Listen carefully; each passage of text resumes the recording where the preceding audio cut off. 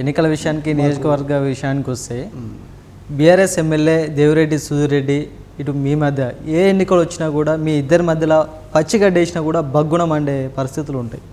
అసలు మీ ఇద్దరికి గొడవ ఏడ మొదలైంది, ఎక్కడొచ్చింది, అసలు ఎక్కడ స్టార్ట్ అయింది ఈ గొడవ మీకు? జిహెచ్ఎంసీ ఎన్నికల్లో 4-5 రోజుల ముందు నుంచి జిహెచ్ఎంసీ ఎన్నికల మీ గొడవ వ్యక్తిగత గొడవలా అయితే ఇప్పటివరకు చాలా మంది ప్రజలు కూడా వెయిట్ చేస్తున్నారు ఈ సమాధానం కోసం. ఈ సమాధానం కోసం నియోజకవర్గ ప్రజలు వెయిట్ చేస్తున్నారు. మీ గొడవలు వ్యక్తిగత గొడవలా, లేకపోతే మీ 2 పార్టీల మధ్యలో ఉన్న గొడవలా, లేకపోతే నియోజకవర్గం కానీ డివిజన్ కానీ అభివృద్ధి సమస్యలపైన ఉన్న గొడవలా? సుధీర్ రెడ్డి గారి మనసు ఏంటంటే ఎప్పుడు బలవంతుడు గెలవద్దు ఎదుటి పార్టీలో కూడా. ఎప్పుడైనా సరే ఆయన ఏ పార్టీలో ఉంటాడో ఆ పార్టీని ఓడగొట్టే కార్యక్రమం సుధీర్ రెడ్డి గారు చేస్తారు. అంటే అదే పార్టీలో ఉండి ఆయన పార్టీలో గతంలో కూడా 2009లో చూసిన అసమర్థులకు టికెట్లు ఇప్పించి అప్పుడు కూడా పార్టీ మొత్తం స్వీప్గా కాంగ్రెస్ పార్టీ గెలవకుండా బాగా గట్టిగా కృషి చేసిండు.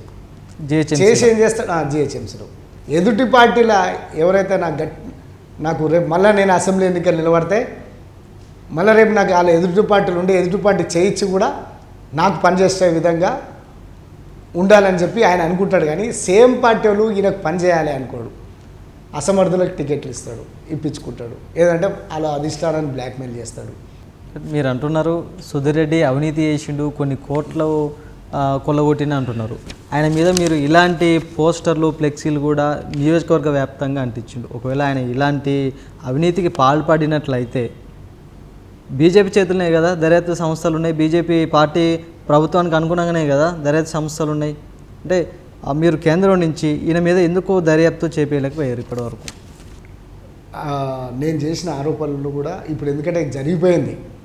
మళ్ళా నేను ఎన్ని ఆరోపణలు చేసినా ఈ నియోజకవర్గ ప్రజలు మళ్ళీ ఎలక్షన్ ప్రోత్సహించి ఎలక్షన్లు వచ్చినా కూడా నేను పాత వాటికి సమాధానం చెప్పాలంటే చెప్పబోదే లేదు. ఎందుకంటే సుధీర్ రెడ్డి నాకేం పని? నేను ఆయన చేసిన అవినీతిని, దోపిడిని రెడ్ హ్యాండెడ్గా నేను ప్రజల ముందు ఫస్ట్ ఫైనల్గా పొలిటికల్ లీడర్కి ఎవరు ఫైనల్?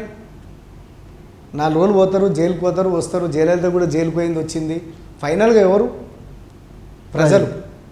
ప్రజల ముందు తీసుకుపోవాలనుకున్నా ప్రజల ముందు బయట పెట్టినా దాని తర్వాత నెక్స్ట్.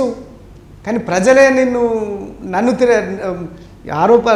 నిజాన్ని తిరస్కరించి అవినీతినే ప్రోత్సహించి అవినీతినే గెలిపించినప్పుడు ఇక నేను ఇంకా చట్టం దృష్టికి ఏం తీసుకుపోవాలి? కానీ వాళ్ళ నిర్ణయానికి గౌరవం ఇచ్చి, మర్యాదగా గౌరవం ఇచ్చి కావాలి.